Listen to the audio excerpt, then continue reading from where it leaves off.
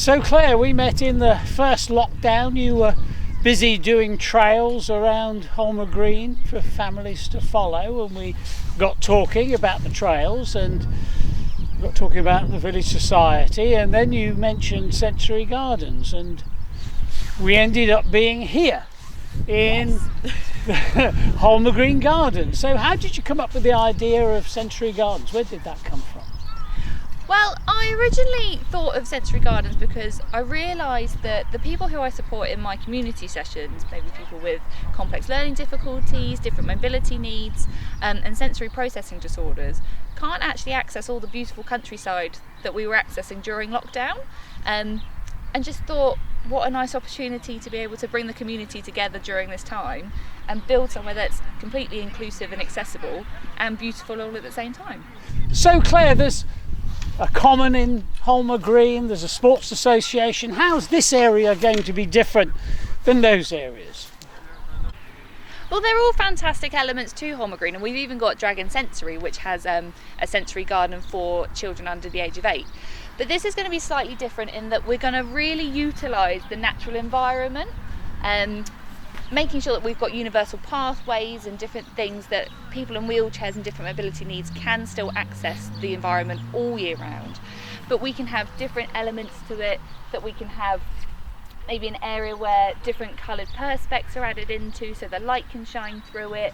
We'll have a circular area around here that we can make it really flow nicely so everyone can access and move through the garden beautifully.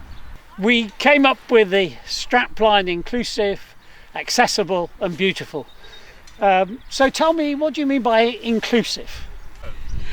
Well, we mentioned inclusivity before with the accessible pathways, but different ways we're going to make it inclusive is the fact we're going to have different sensory elements around. We're going to really work with the natural environment, and we're planting a socially distanced forest in memory of the pandemic, which will add different levels throughout the garden, as well as light and shade, and also the sound of the trees and the leaves and the wind is quite nice for some people to listen to.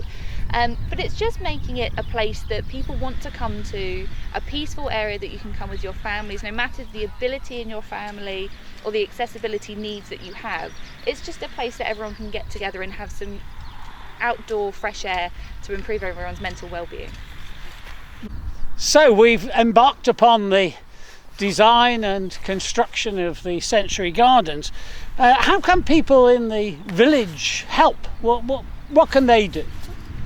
So we've already had great support from our crowdfunding that's through the website and our Facebook page, and we've also had volunteers in today who have been cutting down some of the brambles and our overhanging trees already. But anyone who wants to get involved, whether it's their small businesses, family members, schools and different support groups, then all help is welcome. We really need people's time and energy to make this a beautiful community garden. Claire, thank you very much for all your help. It's a beautiful design that you've done, and the drawings are super. And it's over to us, people of Holmer Green, the residents, the businesses, the associations, the schools. Look on the Facebook, look on the website. The crowdfunding's still running, so click your donations through, please. But also just be part of it. You know, you can help with design, with ideas, with planting, you can volunteer, or you can just help us source things. If we can get something for nothing or get somebody to give us something, it saves us having to do the funding activities. So thank you very much, and that's all from Holmer Green Gardens.